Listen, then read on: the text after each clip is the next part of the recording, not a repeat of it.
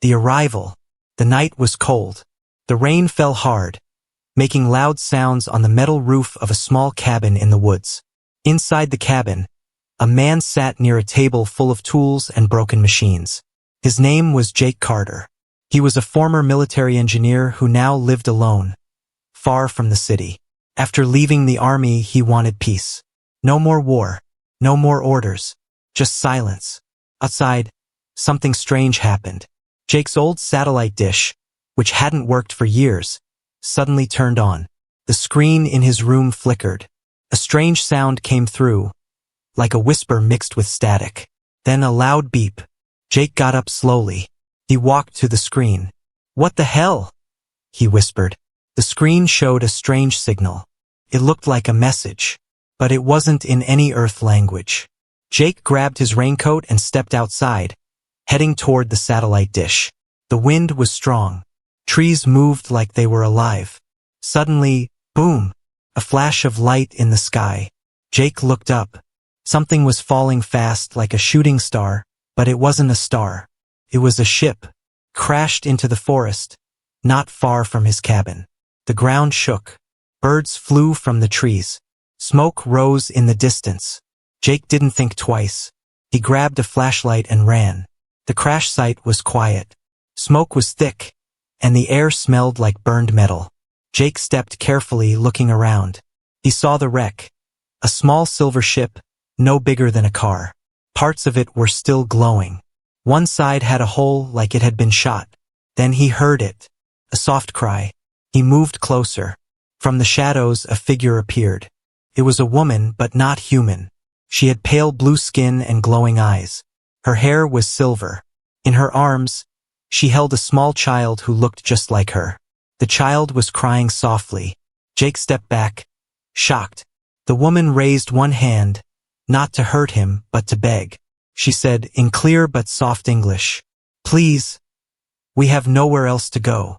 Jake was frozen. He had seen strange things in war, but nothing like this. The woman took another step forward. She was weak. Her clothes were torn. The child clung to her tightly. She spoke again. This time, her voice cracked with pain. "You're the only one I can trust." Jake looked around. No one else was here. No other humans. No answers. He looked at the child. The boy had large glowing eyes. His tiny hand reached toward Jake, like he was asking for help. Jake had a choice. Call someone? Run? Or help? He thought for a moment. Then he took off his jacket and wrapped it around the woman and her child. "Come with me," he said. "I have a place nearby." She nodded slowly. Together, they moved through the rain and trees, heading back to the cabin. Back at the cabin, Jake made tea. The woman sat on the floor, holding her child close. He handed her a blanket. "What's your name?" he asked. She looked at him and said, "Leora." Jake nodded. "I'm Jake." There was a long silence. Then she spoke again. "They're coming," she whispered. Jake leaned forward. "Who's coming?" "They followed me from my planet. They want my son. If they take him, they will destroy your world too." Jake's eyes narrowed. "Why your son?" Leora looked down at her child. "He is important, special. His blood carries something ancient, something powerful." Outside, thunder crashed. Jake looked toward the window. He felt something strange, like they were being watched. Then, a light in the sky, far away above the trees. A large dark shape hovered in the clouds. Silent, watching. Leora saw it too. She held her child tighter. Jake stood up. "You said I'm the only one you can trust?" She nodded. "Then I won't let them take him," he said firmly. But deep inside, Jake knew this was just the beginning. The rain had stopped, but the forest was still soaked in silence. Inside Jake Carter's wooden cabin, a small fire burned in the fireplace. The alien woman, Leora, sat close to it, her arms around her child.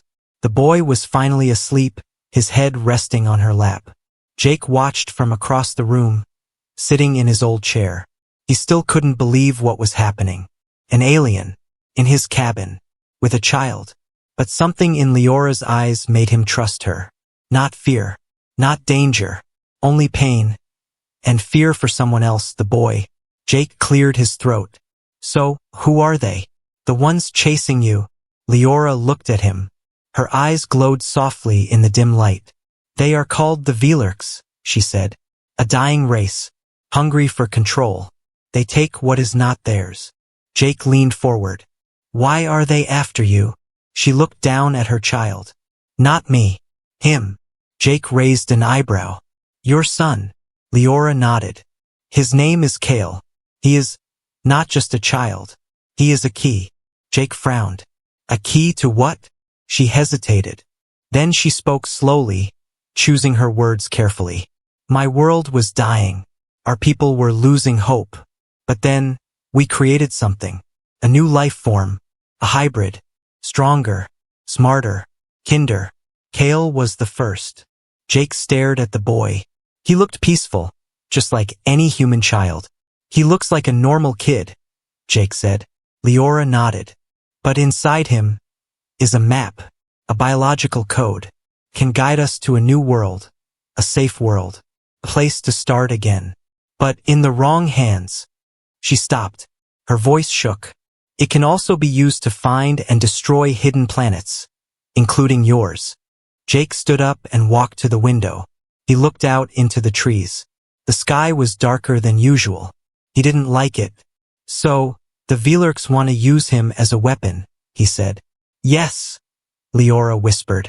They believe that if they control Kale, they control the future. Of all species. Jake turned back to her. Why come to me? Why Earth? Leora looked into his eyes. Because your planet was once part of the war. A long time ago. The humans don't remember it now. But your kind helped my people escape destruction once before. You were our only allies. Jake was quiet. His thoughts were racing. Could it be true? Was Earth once part of some ancient alien war? He didn't know. But something inside him, maybe old instincts from his soldier days, told him this was real. Suddenly, the radio on the table crackled. Static. Then a voice. Sector 9.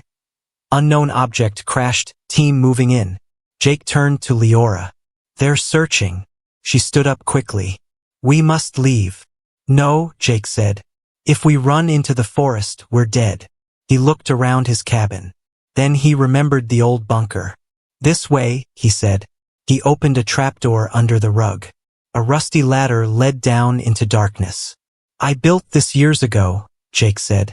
Never thought I'd use it. Leora looked at the hole, then at Kale. She picked him up gently and followed Jake down. The bunker was cold and filled with dust. Old tools and weapons hung on the walls. Jake turned on a small light. It flickered, but it worked. This will keep us safe. For now, he said. Leora laid Kale down on an old mattress. She covered him with her cloak.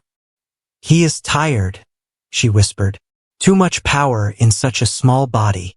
Jake sat on a metal box. Tell me more about this power. Leora nodded slowly.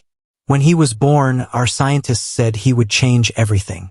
He can connect with machines even from far away. He can feel danger before it comes. His blood carries ancient memory codes. Every answer to every question our people ever asked is inside him. Jake was stunned. And he's only, what, 5? Almost 6, Leora said. But in mind, maybe much older. Jake stared at the sleeping child. So, you're not just running to survive. You're protecting the future. Leora looked at him, eyes full of sadness. Yes, if Kale dies, my people die with him. Just then, a sharp sound echoed through the ceiling above. Footsteps. Jake stood up. He grabbed an old rifle from the wall. It hadn't been used in years, but it still worked. He looked at Leora. Stay down here, no matter what you hear. She nodded, her hand tight on her child.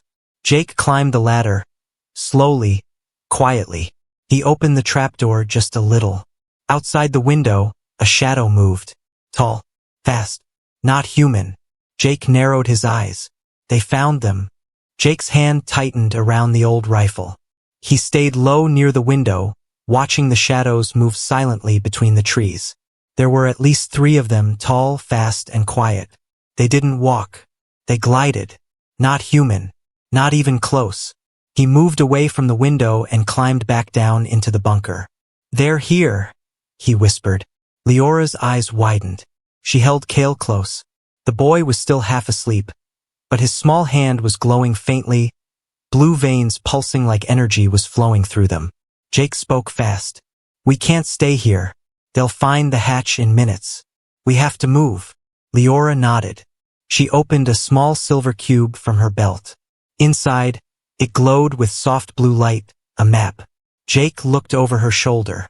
"What is that?" "A locator," she replied. "It shows paths the Velarks can't see. There is a safe point 20 kilometers from here. A human contact.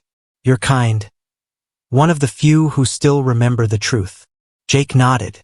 "Then we move. Now." They stepped out into the night again, staying low, moving between trees. Cale was in Jake's arms, lighter than he looked, but strangely warm, like holding a battery. Leora walked beside him, scanning the map. "They're using a tracking pulse. Every 60 seconds. Jake stopped. "So what happens when the next pulse comes?" She pointed toward a large boulder. "We hide. There." They ran.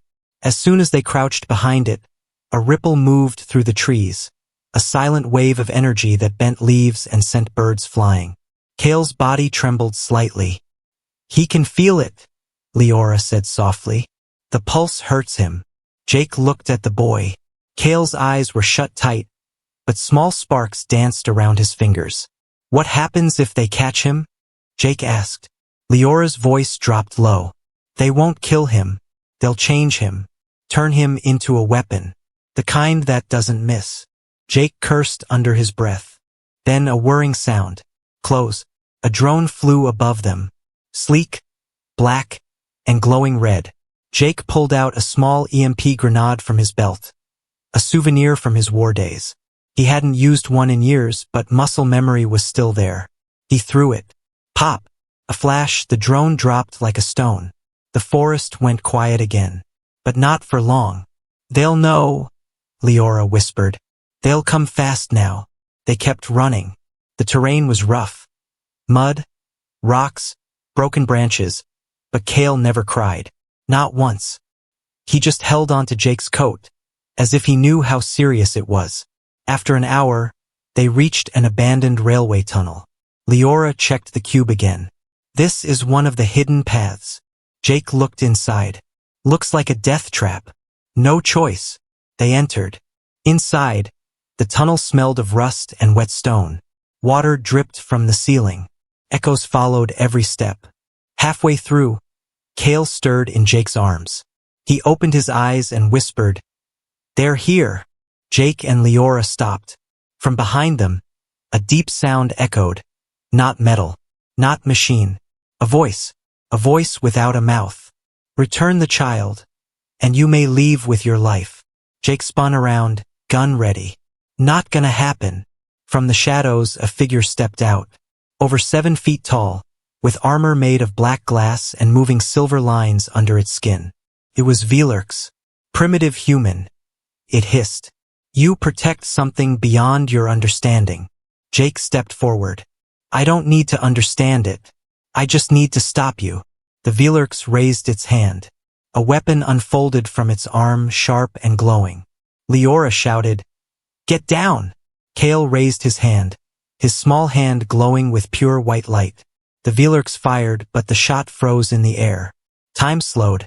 Cale floated slightly from Jake's arms, eyes glowing fully now, light bursting from his chest like a silent explosion. The beam shattered in midair. The Velark screamed, not from pain but confusion. Jake grabbed Leora's hand. "Run! Now!" Cale slowly fell back into Jake's arms, unconscious again. They ran through the rest of the tunnel as more footsteps echoed behind them, this time many. The Velarks were coming. But at the end of the tunnel, a door. A metal door with a strange mark on it. Leora touched the cube to the lock. Clunk. It opened. Inside was a dimly lit room. Walls covered in old Earth tech mixed with alien pieces. A man stepped forward. Gray beard, robotic eye.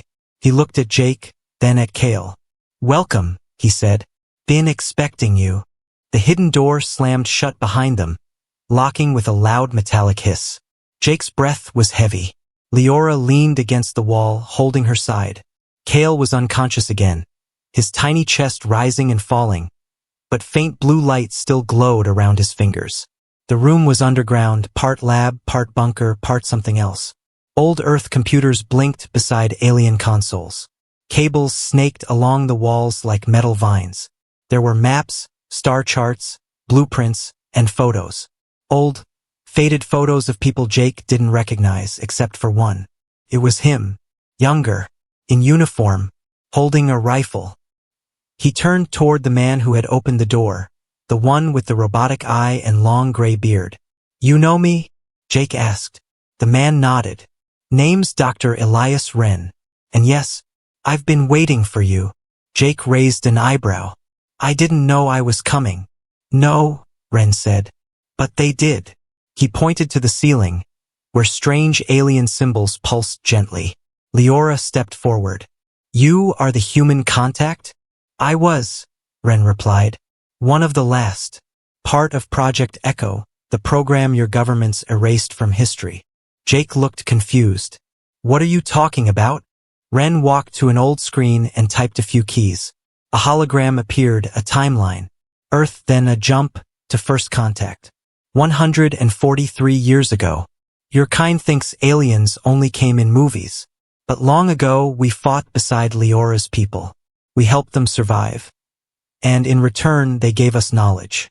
Secrets we weren't ready for. Leora nodded. Your ancestors saved many of us. We owe Earth a great debt. Jake stepped closer to the hologram. It showed battles, planets burning, Earth soldiers beside alien warriors. Why doesn't anyone know this? Jake asked. Because after the war, Wren said, we chose to forget.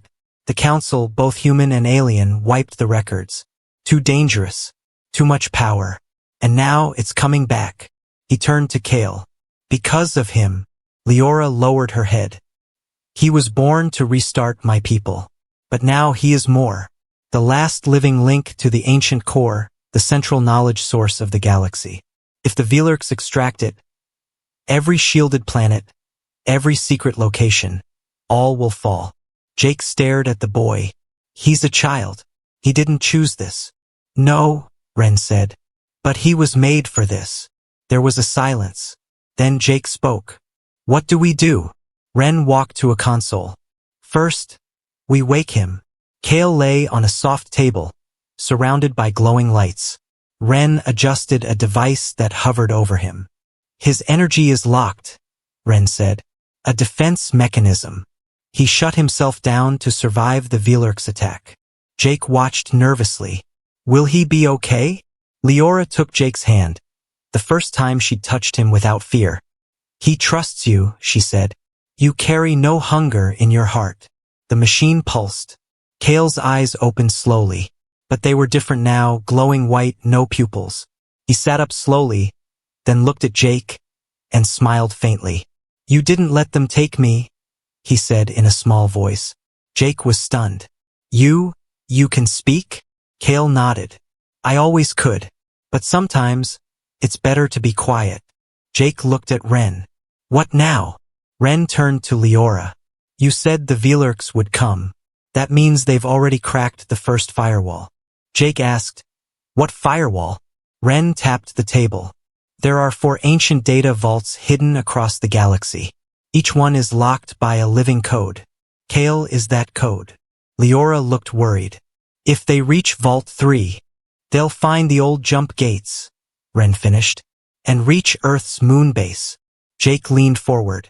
We have a moon base? Wren smirked. You had. Now it's buried, but still functional. Cale stood up. They're heading there.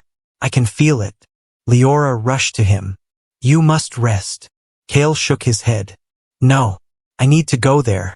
Before they do. Wren looked at Jake. You're the only one who can guide them through the tunnels. You trained there, remember? Jake sighed. Yeah, I remember the cold. The darkness. Cale took Jake's hand. You're not alone this time. Jake looked into the boy's glowing eyes.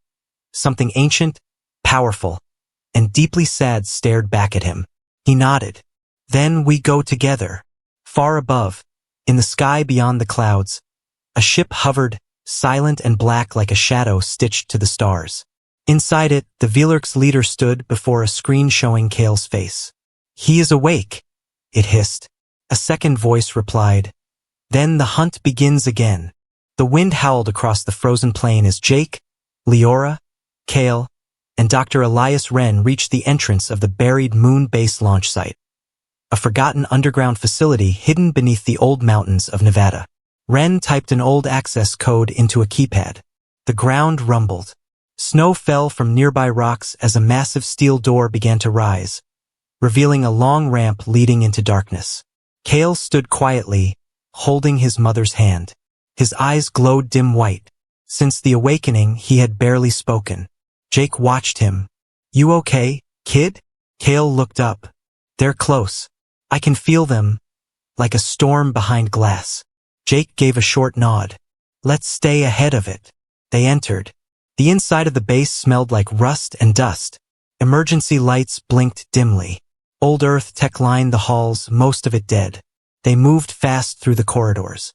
This place was built during the First Galactic War, Wren explained. A joint project between Earth and the Galactic Union. Weapons, portals, and data vaults were kept here. Jake ran his fingers across a broken console. And now it's our last chance to slow them down. They reached a secured vault, a black circular door marked with glowing alien runes. Wren stopped. Inside this room is the entrance to the Lunar Gate network. If the Velarks reach it, they'll move faster than light, and they'll hit Earth from 1,000 directions. Leora turned to Jake. Then we must destroy it. Wren hesitated. Jake noticed. Something you're not telling us? Wren looked at the floor. Yes, destroying the gate will trap us here. Forever. A long silence. Kale spoke. It's okay. We're not meant to run anymore. Jake gave a small smile. Kids braver than me. They prepared explosives. Old tech, but it would work. Leora and Kale waited in the side chamber. Jake and Wren worked in silence. As Jake placed the last charge, he noticed something. Wren was nervous, sweating, typing something on a small hidden console. Jake's soldier instinct screamed. He stepped closer. What are you doing?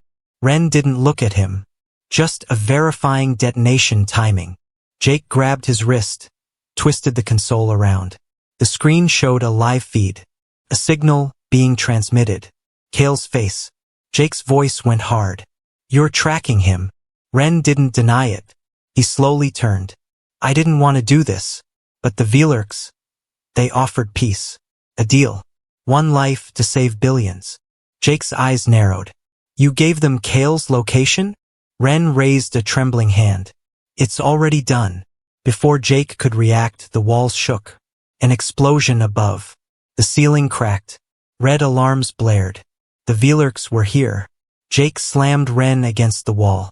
You betrayed us. Wren's voice shook. I didn't know they'd move this fast. They don't negotiate, Jake growled. They devour. Kale screamed from the other room. Jake ran. 2 Velarks drones had entered. Long arms, razor limbs, glowing red eyes. Leora stood between them and Kale, hands raised. Jake didn't think. He fired. Boom, boom. One drone dropped. The other lunged. But Kale raised his hand and froze it midair, eyes glowing blinding white. The drone cracked, then shattered into dust. Jake pulled them both back. We're leaving. Now. Wren followed, guilt written all over his face. Let me fix it. I can close the gates manually. Jake didn't trust him, but time was gone. The group raced toward the upper level. Sirens screamed. Walls flickered with lights. Footsteps echoed, not human. They reached the control chamber. A large console hovered in the center. Alien keys pulsed. Kale touched it. I can shut the gate, but it will burn my body. Leora cried out. No, you're just a child. Kale looked at her. I was born for this, mother.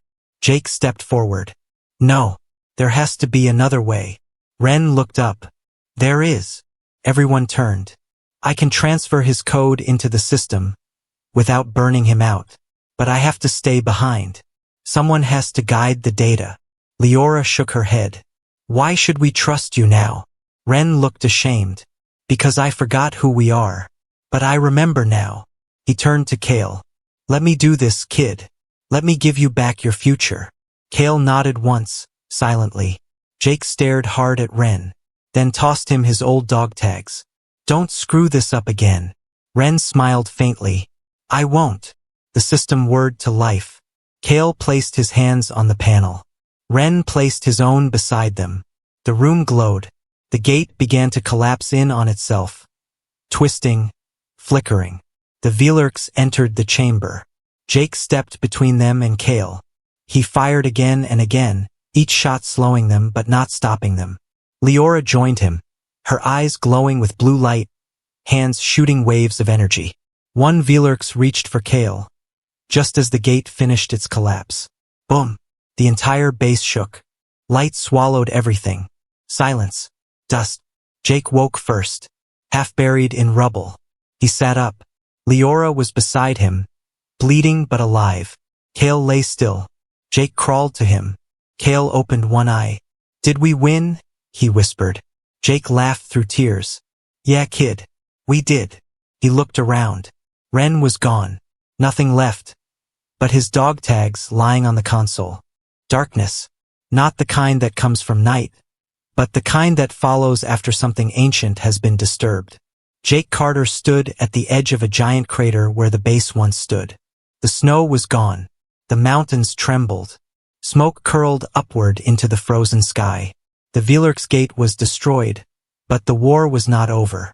Beside him, Kale sat on a broken metal beam, silent. His hands were burned, but healing fast. The blue light in his veins now pulsed steadily, controlled, stronger than before. Leora stared into the horizon. Her voice was quiet. They are coming. The leader, the true one. He knows Kale is still alive. Jake turned to her. Then let him come. I'm ready. No, Kale said. You're not. Jake frowned. Excuse me? Kale stood slowly. He's not like the others. He doesn't use weapons. He is the weapon, made of pure memory and pain. He can bend minds, twist thoughts. He'll make you see your worst fears. And he's already inside me. Jake stepped forward. Not while I'm here. Leora looked at her son. Kale, if he connects to you. He will, Kale said calmly. Unless I go to him first. Jake grabbed his shoulder. No, we protect you. That's the deal. Kale looked up. Sometimes, protecting something means letting it go. Before anyone could reply, a sound tore through the sky. Not like a ship, but like reality tearing open. A massive void portal appeared above them, spinning, humming, unstable. And from it, he came. The Velarks Prime. No ship, no army, just one being, over 10 feet tall. A shape of black smoke, steel bones, and white fire for eyes. His voice was inside their minds, not spoken. You held the future in your arms, and thought you could hide it from me. Jake raised his weapon. I've got a message for you. He fired. The bullet passed through the Velarks Prime like it was smoke. But the creature smiled, or something like a smile. You fight with metal. I fight with truth. Suddenly everything changed. Jake blinked. He wasn't in the crater anymore. He was in a desert, his old war zone. His squad was dying. The smell of fire. The sound of screams. No, Jake muttered. Not again. You left them behind, said the Velarks Prime, walking through the illusion. You survive while others burn. Is that not your pattern? Get out of my head. Jake roared. He dropped to one knee, fighting the memory. Leora screamed nearby. She was stuck in her own vision. The fall of her home planet, the screams of her people, the cries of Kale as a baby. Kale stood alone, the only one still in the real world. The Velarks Prime reached toward him. But Kale stepped forward. No more visions, he said calmly. His hands lit up. Blue turned to white. The Velarks Prime paused. Kale's voice grew stronger. You think I'm a child. You think I'm afraid. The ground began to shake. Kale floated upward, his eyes glowing like twin stars. But I remember who I am. Inside Kale's mind, a flash. Images from every species that ever lived. Planets forming. Wars fought. Names spoken and forgotten. All stored within him. He found something. A lock. And behind it, the one thing the Velurks feared. Origin fire. The first energy. Pure creation. The opposite of what Velurks were, destruction. Kale opened the lock. In the real world, light exploded from Kale's chest. The Velurks Prime screamed. Not in pain, but in panic. You dare awaken the source? Kale spoke now in a voice that echoed across the sky. I am the key. Not to death, but to life. He raised his hand. From the sky, a beam of white fire came crashing down. The Velurks Prime twisted and writhed.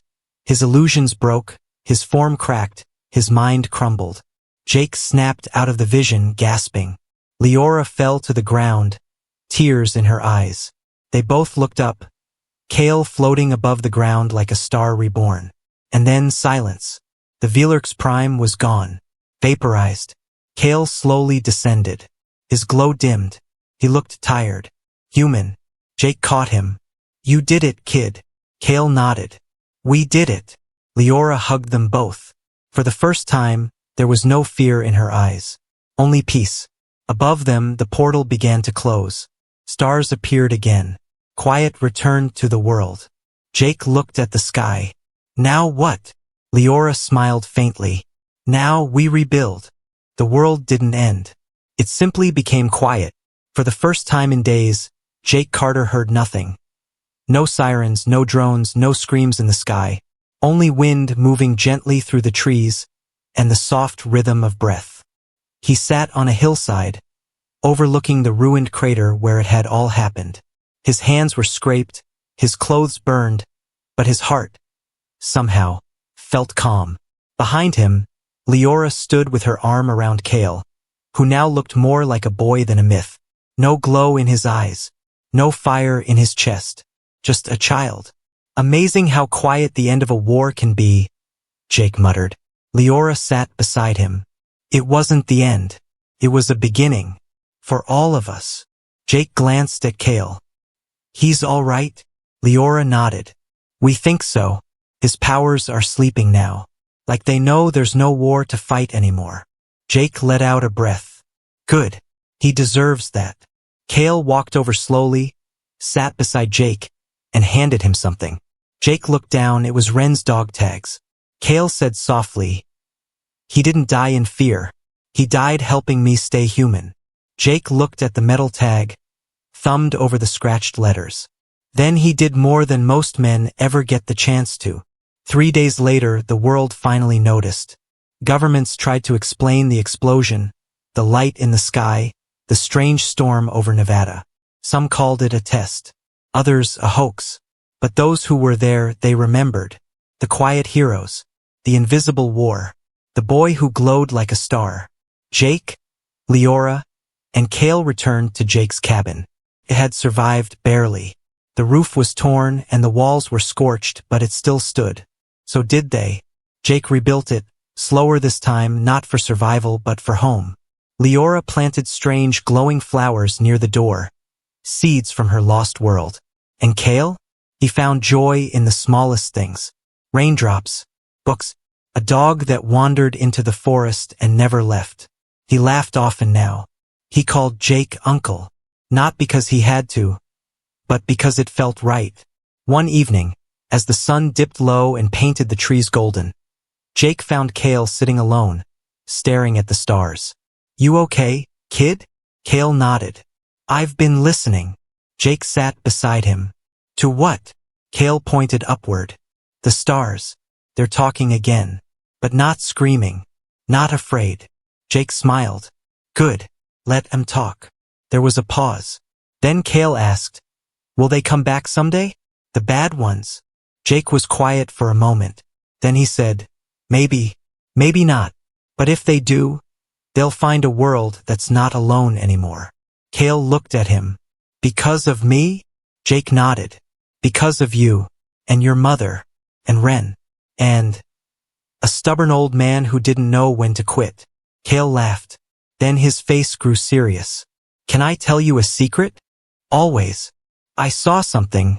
When I opened the light inside me, I saw the galaxy, broken, scared. But I also saw hope. Tiny lights on other worlds. Just like me. Just waiting to be found. Jake stared at him. And you want to find them, don't you? Kale smiled. Someday. Not now. I still have things to learn here. Jake nodded slowly. Well then, I guess I better teach you how to fix that roof. Kale grinned. Deal. Later that night, Leora sat on the porch watching the stars. Jake brought her earth tea, which she still found strange, but warm. He'll be okay, she said. Jake sat beside her. He's more than okay. He's becoming. Leora looked at Jake. You're part of that. He sees you as his anchor. Jake chuckled. I used to be a weapon. Now I'm a tree. She smiled. A good tree. They sat in silence a while longer. Then Leora said, one day, the stars will call again. He will answer. Jake nodded. I know. And when he does, he won't go alone. Sometime later, a new dawn. Kale stood in a field, wind in his hair, light in his hands. Calm, quiet, but awake. A ship hovered above, sleek and silent. Not a warship, but a vessel of peace. Built from the parts of the past, guided by minds from two worlds. Kale turned to Jake. You coming? Jake grabbed his old coat, now patched and dusty. Wouldn't miss it. They stepped onto the ship. Leora joined them, placing a glowing flower into a glass case on the wall. A memory of the old world. The ship rose, higher, beyond the trees, beyond the clouds, toward the stars, toward the future. Kale's voice echoes across the galaxy. Soft, clear, full of promise. We thought we were alone. We thought fear was stronger than hope. But we were wrong. There are hands reaching in the dark. And now we reach back. Screen fades to black. Words appear. HFY. The beginning.